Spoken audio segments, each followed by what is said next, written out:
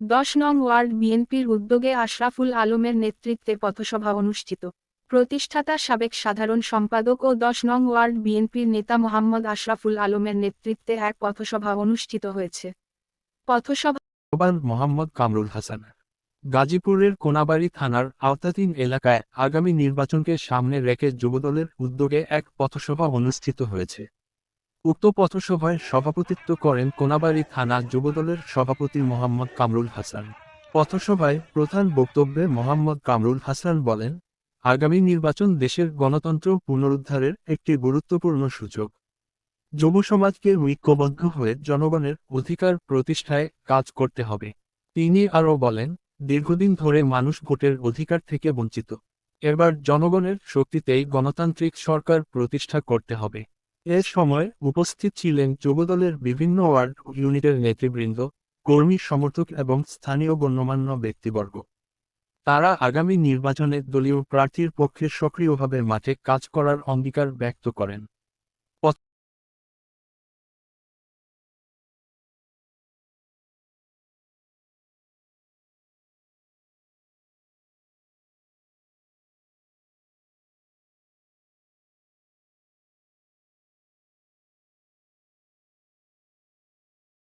প্রতিষ্ঠাতা সাবেক সাধারণ সম্পাদক মোহাম্মদ আশরাফুল আলমের নেতৃত্বে নির্বাচনী পথসভা ও সমাবেশ অনুষ্ঠিত।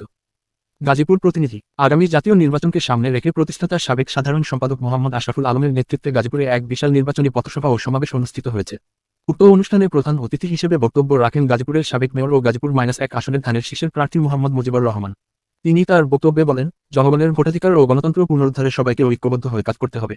বিশেষ অতিথি হিসেবে উপস্থিত ছিলেন সাজদাদুর রহমান মামুন, রবিউল আলম রবি, বাবুল হোসেন এবং ১০ নং ওয়ার্ড যুবদলের সভাপতি মোহাম্মদ কামরুল হাসান। এছাড়াও অনুষ্ঠানে বিএনপি ও এর অঙ্গ ও সহযোগী সংগঠনের বিভিন্ন পর্যায়ের নেতাকর্মীরা উপস্থিত থেকে কর্মসূচিকে সফল করে তোলেন। সভায় সভাপতিত্ব করেন মোহাম্মদ আশরাফুল আলম। তিনি বলেন, দীর্ঘদিন ধরে জনগণ তাদের অধিকার থেকে বঞ্চিত। আসন্ন নির্বাচনে জনগণের ভোটের মাধ্যমে পরিবর্তন আসবে ইনশাআল্লাহ। পথসভা ও সমাবেশ ঘিরে এলাকায় ব্যাপক উৎসাহ উদ্দীপনা লক্ষ্য করা যায়। নেতাকর্মীরা স্লোগানে পুরো এলাকা মুখরিত করে তোলে। ১০ নং ওয়ার্ড বিএনপি যুবদল সভাপতি মোহাম্মদ কামরুল হাসানের নেতৃত্বে এক বিরাট মিছিল অনুষ্ঠিত হয়েছে। মিছিলটি এলাকাবাসীর স্বতঃস্ফূর্ত অংশগ্রহণে প্রাণবন্ত হয়ে ওঠে। মিছিলটি বিভিন্ন সড়ক প্রদক্ষিণ করে গুরুত্বপূর্ণ স্থানে গিয়ে সংক্ষিপ্ত সমাবেশে মিলিত হয়। এতে বিএনপি ও অঙ্গ সংগঠনের নেতাকর্মীরা অংশগ্রহণ করেন। সমাবেশে মোহাম্মদ কামরুল হাসান বলেন, দেশের গণতন্ত্র পুনরুদ্ধার ও জনগণের অধিকার প্রতিষ্ঠার লক্ষ্যে বিএনপি সবসময় রাজপথে থাকবে। তিনি দলীয় নেতাকর্মীদের ঐক্যবদ্ধভাবে আন্দোলন সংগ্রাম চালিয়ে যাওয়ার আহ্বান জানান। এ সময় উপস্থিত ছিলেন ওয়ার্ড বিএনপি ও অঙ্গ সংগঠনের বিভিন্ন স্তরের নেতৃবৃন্দ।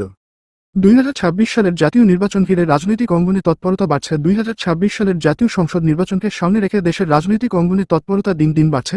ক্ষমতাসীন দলসহ প্রধান বিরোধী দলগুলো ইতিমধ্যে সাংগঠনিক প্রস্তুতি জোরদার করেছে। রাজধানীসহ দেশের বিভিন্ন স্থানে সভা, সমাবেশ ও সাংগঠনিক কর্মসূচি বৃদ্ধি পেয়েছে।